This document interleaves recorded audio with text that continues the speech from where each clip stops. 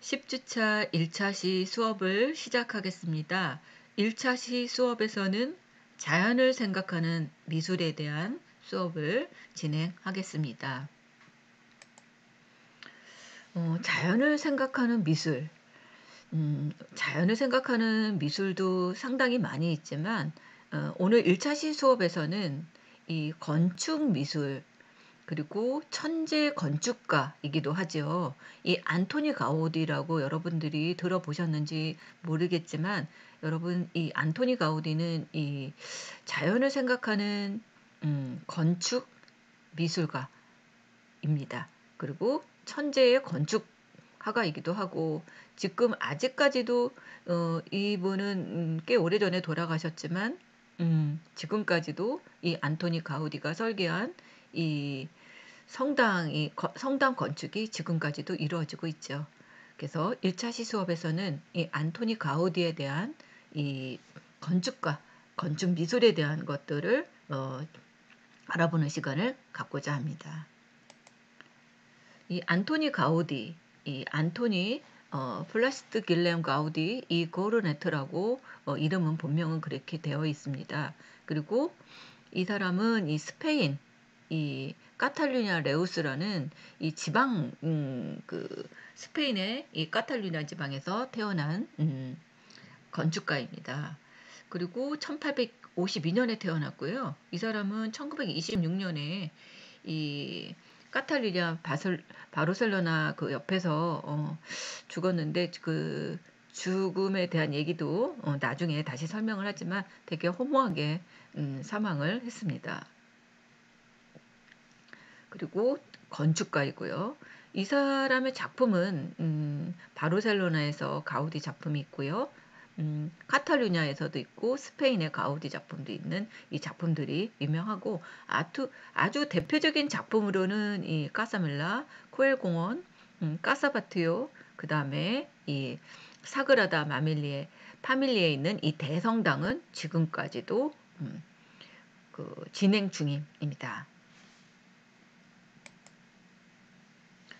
이 안토니 가우디는요, 스페인의 카탈루냐 출신의 건축가입니다. 그리고 21세기인 지금도 이 바르셀로나를 빛낸 건축가이고요.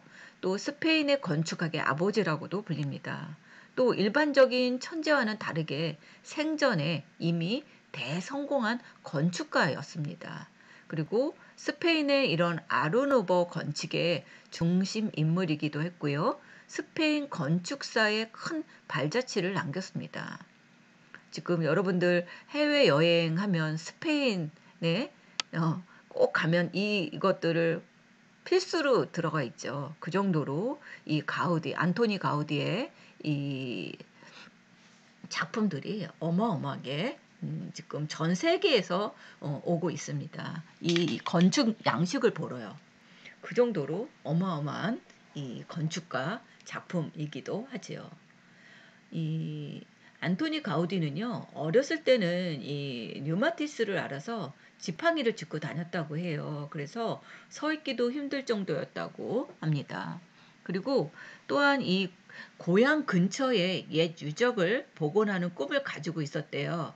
그래서 그의 꿈은 그의 사후에 함께 복원을 꿈꿨던 친구인 토다가 이뤄냈다고 합니다. 이 형제가 오형제로 알려져 있습니다. 이 가우디 형제는. 근데 한 살 위인 둘째 형 프란세스카의 이 관계가 각별했다고 해요. 왜냐하면 형은 굉장히 건장하고 몸도 키도 크고 뭐 그랬는데, 이 안토니 가우디는 굉장히 좀 몸이 약하고 병이 있다 보니 그래서 가우디를 많이 업고 다녔다고 합니다. 훗날 또 프란체스코의 존재와 그의 이른 죽음이 가우디 일생에 많은 영향을 끼치기도 되죠. 성적도 좋지 못하고 몸도 허약했던 가우디는요, 그러니까 공부도 썩 잘하지는 못했었던 것 같고요. 또 몸도 아주 약했나 봐요.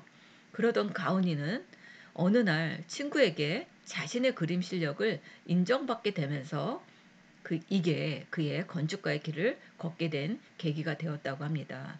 그래서 여러분들도 지금 제가 이런 얘기를 하지만 여러분들이 정말 나는 이거 그림을 그리고 싶다. 건축을 하고 싶다. 여러분들의 꿈들이 잘 이루어지기를 바랍니다.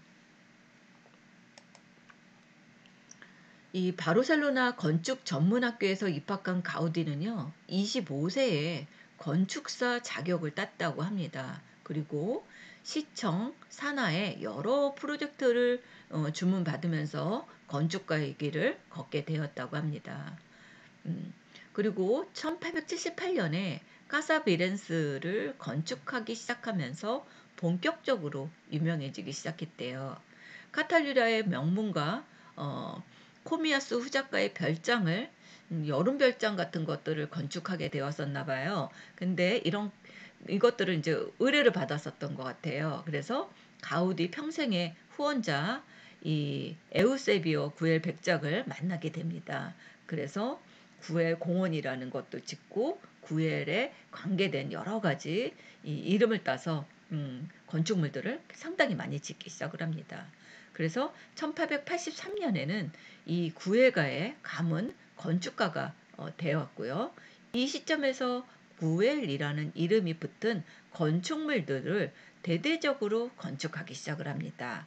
이것은 아메리카와 이 직물 산업을 기반으로 한 이 구엘 가문의 무제한에 가까운 후원이 있어서 어마어마한 정도의 후원이 있었으면 그렇게 됐을까요? 그죠? 그래서 이 스페인에 가면 이 구엘 공원에도 상당히 이 관광지로 아주 유명한 관광지가 되었죠. 이 가우디는 이 바르셀로나에서 가장 유명한 건축가답게 다양한 이런 수주가 들어왔고요. 또 구엘 가문과 관련된 작품들 외에는 다양한 이런 건설 작업을 하게 된다고 합니다. 또 하나 또 예를 들자면 이 카사바트요, 카사밀라 뭐 그런 것들도 굉장히 유명한 그 건축 작품으로 남고 있습니다.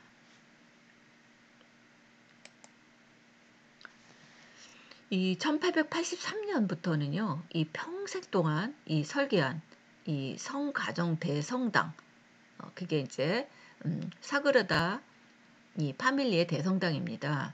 이 건설에 매진했지만 이런저런 재정 문제 등으로 완공되는 모습을 보지 못하고 눈을 감았습니다. 또 가우디 본인도 성당 이 자신이 살아있는 동안 완성되리라고는 장담하지 못했다고 해요. 그래서 그는 나에게 죽음의 그림자가 들이오고 있다. 슬프게도 나는 내 손으로 이 성당을 완성하지 못할 것이다. 그래서 나의 후손들이 다음 건축가가 이 건축물을 완성시키고 이곳에 빚을 내려주리라 라는 남긴 적이 있다고 합니다. 지금도 이 사그라다 파밀리의 대성당은 지금도 진행 중입니다. 아마 2026년 정도에 이게 그 완성이 된다는 얘기가 있습니다. 1926년 6월 27일 성당에서 미사를 마치고 돌아오던 길에 이 노면 전차에 치여서 치명상을 당했다고 합니다. 왜냐하면 이 안토니아 가우디는 이 그 사그리다 파밀리의 대성당 건축을 하면서 거의 여기서 기거를 하면서 자면서 이 건물에 아주 애착을 할 정도로 굉장히 이 열정적으로 이 건축을 음, 하고 있었대요. 근데 어, 그리고 이제 이 성당에 미사를 마치고 오는 길에 이 전차에 치인 거예요. 근데 이 사람이 이 안토니 가우디라는 거를 모르고 그냥 노숙자인 줄 알았다는 거죠. 그래서 그냥 가버렸대요.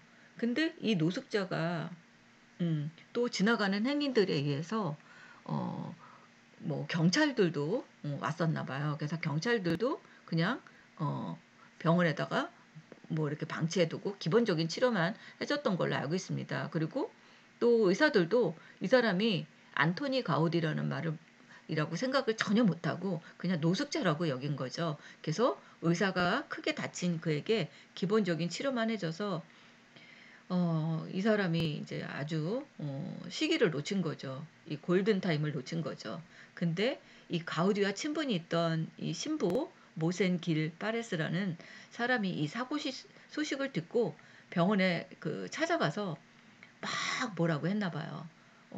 이 사람이 어떤 사람인데 이 방치해두고 이렇게 치료를 소홀히 하느냐. 그랬다고 합니다. 근데 이 골든 타임이라고 그럴까요? 이게 이제 너무 심하게 돼서 이 가우디는 이렇게 얘기를 했대요. 오히려 옷차림을 보고 판단하는 이들에게 그래서 이 거지 같은 가우디가 이런 곳에서 죽는다는 걸 보여주게 해라. 그리고 난 가난한 사람들 곁에 있다가 죽는 게 낫다며 치료를 거부했다고 합니다. 그래서 그 사람은 73세를 일기로 생애를 마쳤다고 합니다. 근데 이 안토니 가우디가 얼마나 대단한 사람이냐면요. 이 장례식장입니다. 일반의 음, 일반 웬만한 이 건축가도 이렇게 돌아가시면 이런 장례를 치르지 않았는데 사실은 이 스페인에 이 안토니 가우디가 없었다면 지금의 스페인도 없었죠.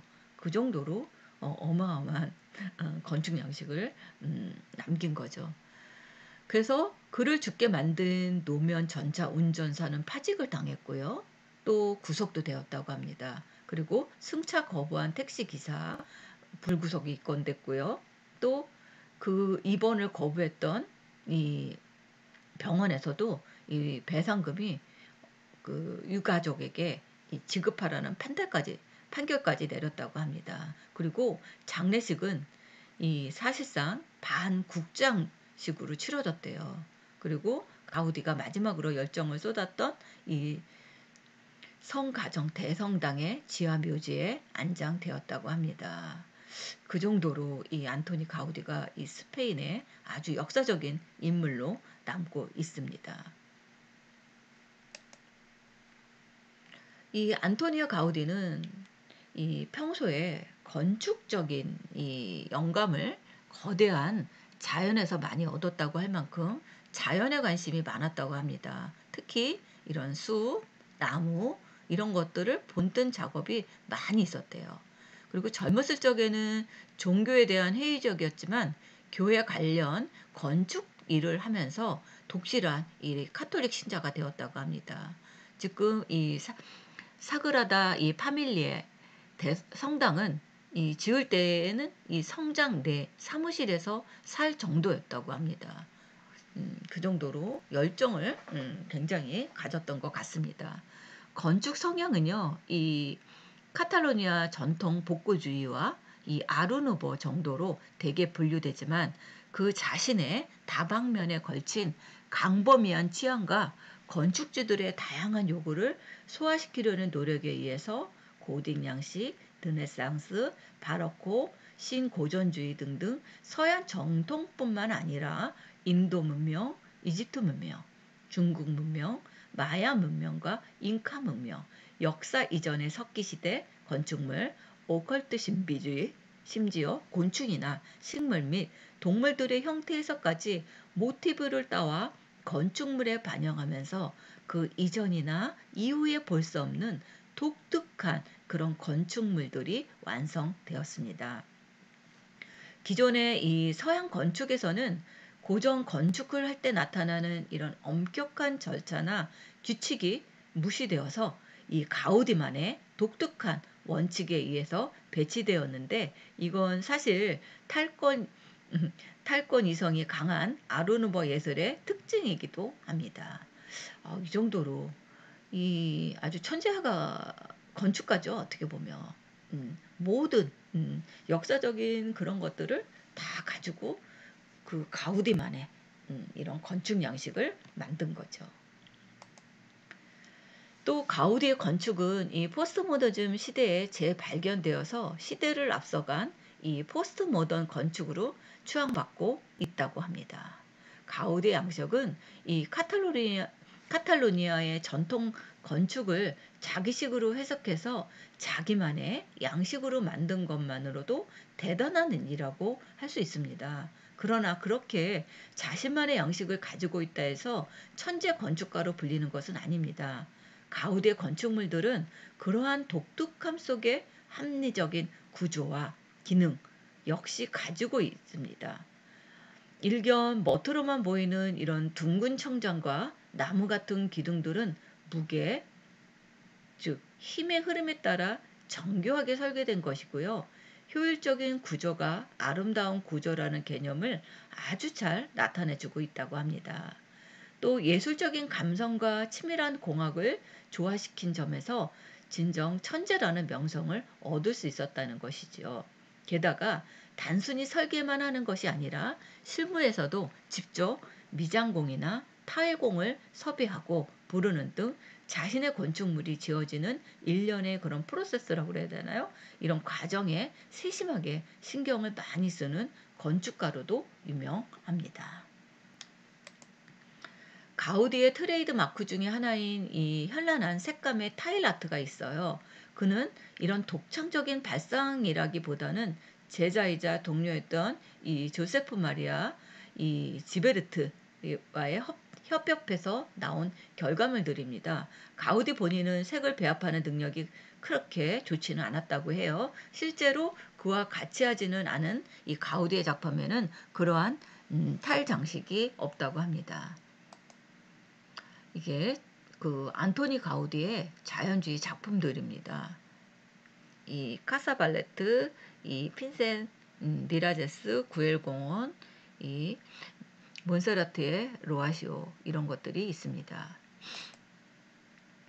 이 건축 양식들을 보면 이 카사발레트하고 이게 핀칸 미라제스입니다. 이게 이제 자연에 가까운 그런 양식의 이 폼을 타서 이 건축 양식을 이렇게 지었습니다. 이게 구엘 공원입니다. 그리고 이거는 몬사라트의 로사리오의 이 성당 들어가는 그쪽입니다. 이 안토니 가우디의 건축 작품 중에서도 지금 유네스코 세계문화유산에 등재된 것이 현재 7작품이라고 합니다. 이 비센스 주택, 구엘 저택, 구엘 공장 단지, 뭐 지하 경당, 구엘 공원, 카사바티오, 밀라 주택, 또 지금 이 가족 성당, 이 탄생 임년 및 지하 경당, 뭐 이런 것들이 있다고 합니다. 그 중에서 이 구엘저택, 뭐 성가족 정당, 뭐 바르셀로나에 있는 성가족 성당이 아직도 건축 중에 있습니다. 이게 카사비센스입니다. 카사비센스는 이 1878년에 건축을 시작해서 4년 만에 완성한 카사비센스는 가우디의 첫 작품으로 이 타일 제조업자인 이 마누엘 비센스 몬타네르를 위해서 지은 집이라고 해서 이 타일과 벽돌 미학의 정수를 보여주는 작품이기도 합니다. 그래서 이 타일 양식이 이때 이제 스페인에서 시작이 된 거죠. 또한 스페인 특유의 이 무데아르 양식이라고 해서요. 이 13세기에서 16세기에 이 스페인에서 발달한 이 이슬람풍의 그리스도교 건축 양식이 돋보인다고 합니다. 아까 얘기한 것처럼 이 고대, 중세, 현세 뭐 여러 가지 그 동식물 뭐 이런 것들을 다 그냥 접합해서 그 설계를 한 것 같습니다. 그래서 이슬람 사원의 첨탑처럼 이 망루와 옥상에 누각이 있는 것이 또 특징이라고 할 수 있습니다. 이게 그 안토니 가우디의 이 바르셀로나 구엘 공원입니다. 이게 디자인 모자이크, 이렇게 타일 양식으로 이렇게 모자이크식으로 이렇게 다 했습니다. 이게 대단하죠. 그리고 직선이 별로 없어요. 다 이렇게 자연적인 선입니다. 이런 것들이. 예. 그는 이 구엘의 이름을 딴 구엘 저택, 구엘 공원 이런 것들을 이렇게 막 짓습니다. 그래서 이런 그 양식이 이런 그 모자이크 양식의 타일 양식 뭐 이런 것들이 다 이렇게 짓고 있습니다. 1890년에 지어진 이 구엘 저택은 도자기, 대리석, 타일 여러 가지 재료를 이용해서 지었다고 합니다. 그래서 각자 독특한 형태를 지닌 20개의 굴뚝, 용 모양을 만든 철제문, 또 곡선을 활용한 독특한 건물의 형상, 이런 것들이 굉장히 이색적이고 아름다움을 이루어진다고 합니다. 이 바르셀로나 구시가지에 있는 가장 북쪽에 자리한 이 구엘 공원은 가파른 몬타나 펠라다 언덕에 조성이 되었다고 해요. 원래 이곳은요, 나무와 풀이 거의 없는 바위산이자 민둥산이었다고 합니다. 근데 가우디의 후원자인 이 구엘이 신도시 계획의 하나로 정원이 있는 대단지 주택 62채를 건설하고자 했다고 합니다. 하지만 바르셀로나 시대와 멀리 떨어져 있어서 아무도 이 분양에 참여하지 않았대요. 그리고 분양 목적으로 지은 2채 중 한 채는 가우디가 살았고 다른 한 채는 구엘이 살았대요. 이게 집이 딱 2채가 있었나 봐요. 그래서 구엘하고 가우디가 살았나 봐요. 14년 동안 분양을 했지만 결국 미분양과 자금 등의 문제로 공사가 중단되었고 그 자리에 지금처럼 이렇게 공원이 들어서게 되었다고 합니다. 근데 지금 어마어마하죠. 이 구엘 공원이 전 세계적으로 아주 유명한 공원이 되었습니다. 이 가우디의 일반 주택 중에 두 번째로 건축한 이 카사바티오 가우디가 이 구엘 공원을 짓고 있을 때 직물업자로 성공한 바티오 가문으로부터 요청받아서 지은 주택입니다. 그래서 원래 이 자리에는 1875년에 건축된 신고전주의 양식의 건물이 있었는데 이것을 헐고 1904년부터 1906년까지 건축을 해서 지었다고 합니다. 바다를 모티브로 해서 건물의 외벽은 색색의 유리 모자이크로 장식을 했고요. 내부는 깊숙한 바다, 즉 해저의 풍경을 그대로 옮겨놓은 탓이 그렇게 만들었다고 합니다. 또 카사바티오 맞은편에는 곡선의 미학을 보여주는 카사밀라가 있다고 합니다. 잘리 돌을 그대로 쌓아 올려서 건축한 카사밀라는 철저하게 직선을 배제하고 부드러운 곡선을 주제로 지은 것입니다. 산에서 영감을 받은 가우디는 옥상의 굴뚝을 삼봉오리로 표현했고요. 건축 외벽은 부드러운 산주름을 담아 곡선이 줄을 이룹니다. 가우디는 직선은 인간의 선이고 곡선은 신의 선이다. 기둥은 나무줄기나 구르터기와 같고 지붕은 산등성이와 비탈기가 같다. 그의 말이 그대로 투영된 개인주택이나 바로 카사밀라인 것들이 대부분 그렇게 지어져 있습니다. 이것도 이 스페인에 있는 이 안토니 가우디가 설계한 구엘 공원에서 모자이크 벽입니다.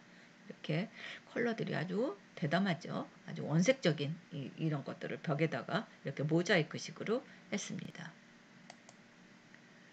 이게 이 구엘 공원 안에 있는 이 도마뱀 모자이크 조각입니다. 그래서 어떤 거는 이런 동물, 식물, 여러 가지 그 역사적인 서양 문화, 역사 이런 것들을 다 이렇게 골고루 해서 이렇게 장식을 했습니다.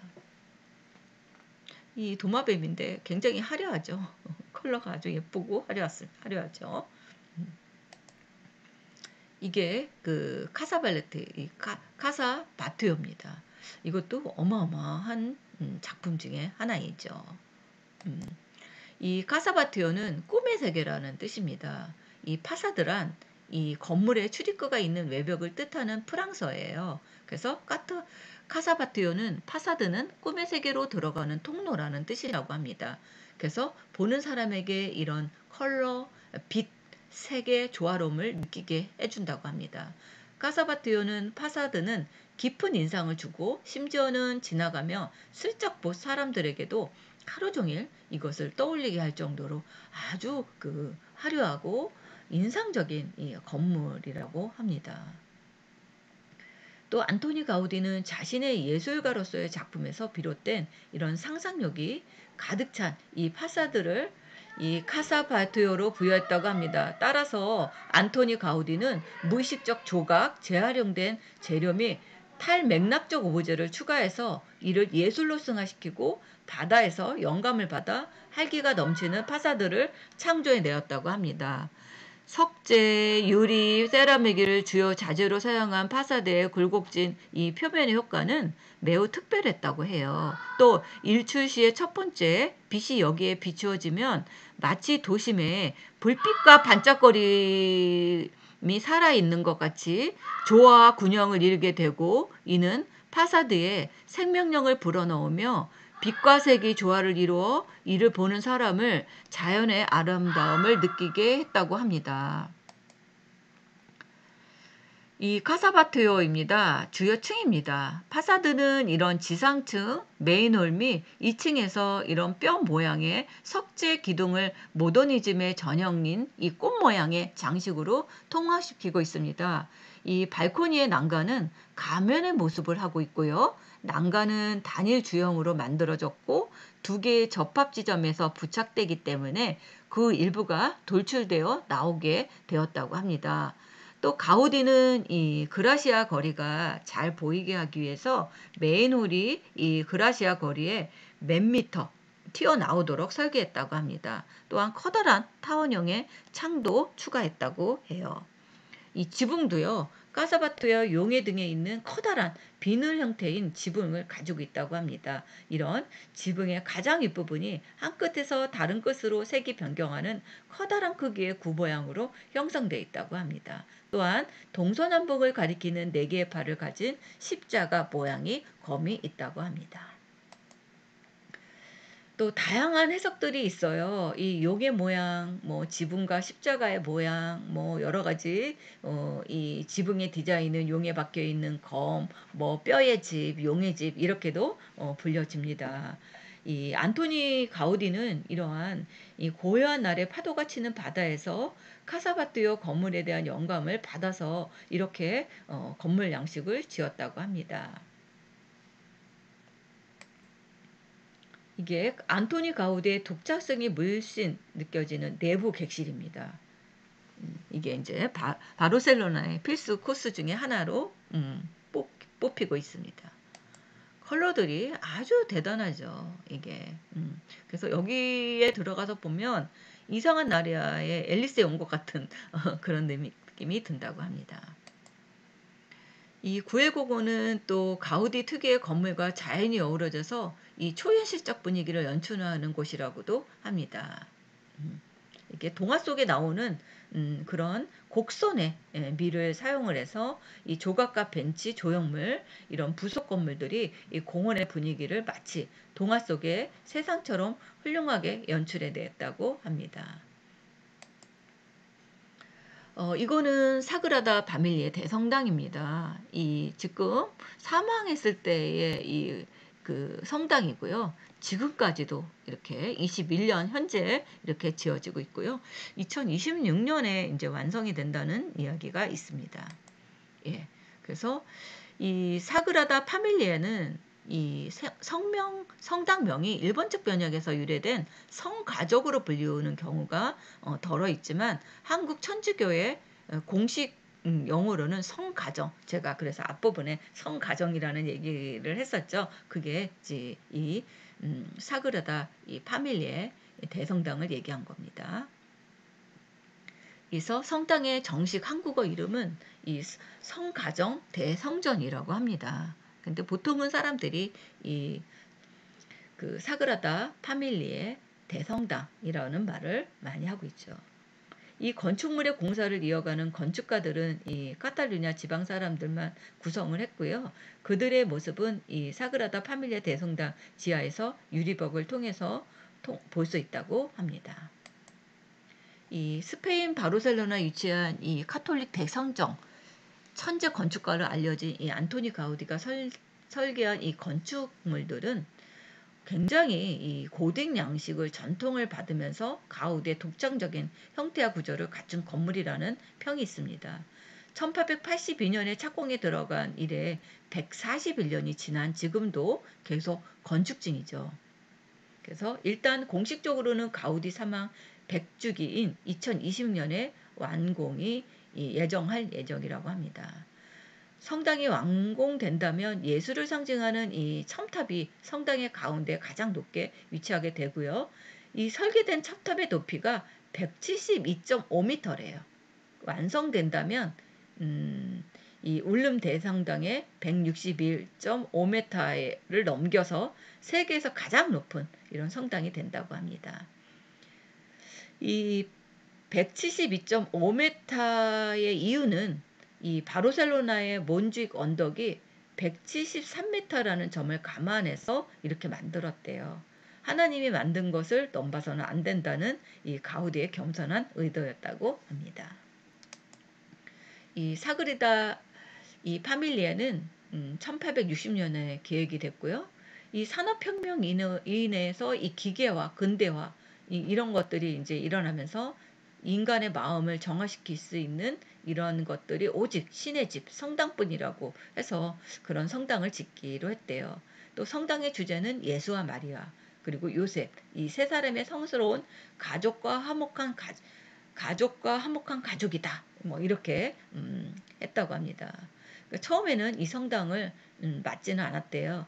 이 1882년 설계를 부탁받은 건축가 이 파렐리가 제자와 함께 이 무보수를 일하다가 그만두고 이 가우디가 본격적으로 1883년에 참여하면서 40년 동안 결혼도 하지 않고 오롯이 성당을 위해 자신의 열정을 바쳤다고 합니다.